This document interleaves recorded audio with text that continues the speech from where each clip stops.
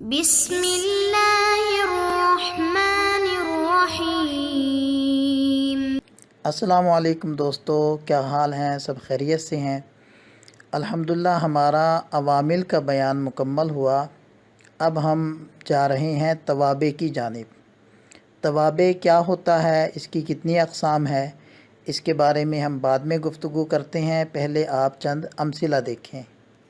جاء الرجل المہذب، حضرت السیدۃ العالمۃ، رکبت الحصان الجمیل، اقمت فی المنزل الفصیح، مررت برجل قاعد غلامہ، مررت برجلین قاعد غلاماہما، مررت برجال قاعد غلمانہم، مررت برجل قائمۃ جاریتہ، مررت برجل قائمۃ جاریتاہ، مررت برجل قائمۃ جاریاتہ۔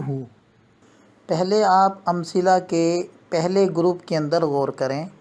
اس کے اندر المہذب، العاقلۃ، الجمیل، الفصیح، یہ تمام الفاظ صفات ہیں، اس لیے کہ یہ تمام الفاظ ایسی صفت پر دلالت کر رہے ہیں کہ جو ان سے پہلے والے اسم کے اندر پائی جاتی ہے۔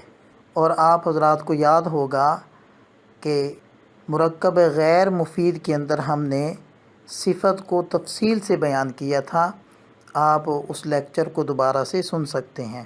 اور وہاں یہ بھی وضاحت کی تھی کہ صفت موصوف کے مطابق ہوگی 10 چیزوں میں، جن میں سے 4 بیک وقت پائی جائیں گی، اعراب میں یعنی رفع نصب اور جر میں، اور جنس میں یعنی مذکر اور مؤنث ہونے میں، تعداد میں یعنی واحد تثنیہ جمع میں، اور معرفہ نکرہ میں۔ اور صفات چونکہ موصوفات کے بعد آتی ہیں، پہلی مثال میں جیسے المہذب صفت ہے، یہ الرجل موصوف کے بعد ہے۔ دوسری مثال میں العاقلۃ صفت ہے اور السیدۃ جو موصوف ہے اس کے بعد ہے۔ تیسری مثال میں الجمیل صفت ہے جو الحصان موصوف کے بعد ہے۔ اور چوتھی مثال میں الفصیح یہ صفت ہے جو المنزل موصوف کے بعد ہے۔ تو آپ نے چاروں امثلہ میں دیکھا کہ صفت موصوف کے بعد آ رہی ہے۔ صفت کبھی بھی عربی میں موصوف سے پہلے نہیں آتی، اور بعد میں آنے والے کو کہہ دیتے ہیں تابع۔ اسی وجہ سے صفت کو تابع بھی کہتے ہیں، اور اس سے پہلے جو موصوف ہوگا اس کو متبوع کہہ دیتے ہیں۔ یہ تو امثلہ کے پہلے گروپ کے بارے میں ہم نے گفتگو کی۔ اب آپ امثلہ کے دوسرے گروپ کی طرف آ جائیں، اور اس میں دیکھیں کہ پہلی 3 امثلہ میں قاعدین یہ صفات ہیں، اور دوسری 3 امثلہ میں قائمتن، تینوں امثلہ میں یہ صفات ہیں۔ لیکن آپ ترجمے میں غور کر کے امثلہ کو دیکھیں، آپ کو پہلے گروپ کے اندر جو صفات ہیں اور دوسرے گروپ کے اندر جو صفات ہیں، ان کے درمیان کوئی فرق نظر آ رہا ہے؟ یقیناً آپ کو فرق نظر آئے گا۔ وہ ایسے کہ پہلی مثال میں المہذب یہ صفت ہے، اور یہ صفت رجل کے اندر پائی جا رہی ہے۔ دوسری مثال میں العاقلہ صفت ہے جو سیدہ کے اندر پائی جا رہی ہے، اور الجمیل صفت ہے جو حصان کے اندر پائی جاتی ہے، الفصیح صفت ہے جو المنزل کے اندر پائی جا رہی ہے۔ تو یہ صفات حقیقیہ بنی، حقیقی صفات ہیں۔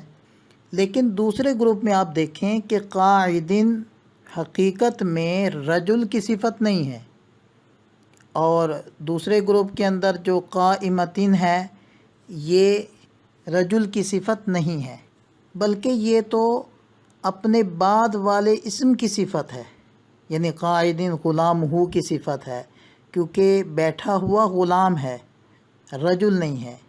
ایسے ہی قائمتن یہ جاریہ کی صفت ہے، اور چونکہ غلام کا اور جاریہ کا اس رجل کے ساتھ تعلق ہے کہ یہ غلام اس رجل کا ہے، یہ جاریہ اس رجل کی ہے، اس تعلق کی وجہ سے قاعدن اور قائمتن کو رجل کی صفت کہہ دیا جاتا ہے، اور چونکہ یہ براہ راست رجل کی صفت نہیں ہے اس لیے اس کو صفت حقیقیہ نہیں کہیں گے، بلکہ صفت غیر حقیقی کہیں گے یا صفت سببی کہیں گے۔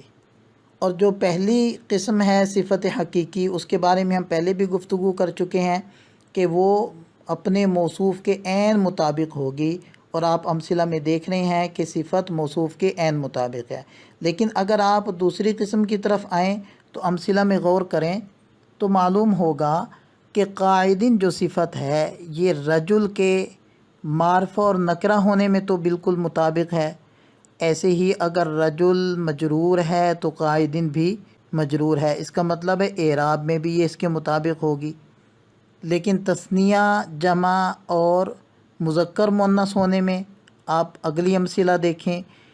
دوسری مثال آپ دیکھیں کہ موصوف ہے رجلین یعنی تثنیہ، اور صفت آ رہی ہے قاعدین واحد، اور تیسری مثال میں موصوف ہے رجال جمع اور صفت آ رہی ہے قاعدین واحد۔ اس سے پتہ چلا کہ صفت کی دوسری قسم تثنیہ جمع ہونے میں اپنے موصوف کے مطابق نہیں ہوگی۔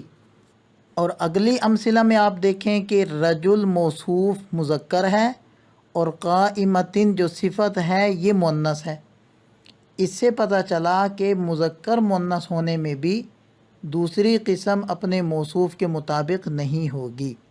اب اگر ہم انہی باتوں کو ضابطے کی شکل میں لکھیں تو ہم یہ کہہ سکتے ہیں کہ صفت کی دو قسمیں ہوتی ہیں، صفت حقیقی اور صفت سببی۔ اور دوسرا ضابطہ یہ بنے گا کہ صفت حقیقی اپنے موصوف کے مطابق ہوگی اعراب، تعداد، جنس اور عموم کے اندر، اور جو صفت کی دوسری قسم ہے صفت سببی یہ اپنے موصوف کے مطابق ہوگی عموم میں اور اعراب میں۔ اور صفت کی دوسری قسم عموم اور اعراب کے اندر تو اپنے موصوف کے مطابق ہوگی، لیکن جنس اور تعداد میں اپنے موصوف کے مطابق نہیں ہوگی۔ یہ انتہائی مختصر انداز میں نے صفت کی دونوں قسموں کا تعارف آپ حضرات کے سامنے رکھ دیا، آپ اس کو خوب اچھے سے سمجھ لیں۔ اللہ تعالی ہم سب کا حامی و ناصر ہو، دعاؤں میں یاد رکھیے گا۔ السلام علیکم۔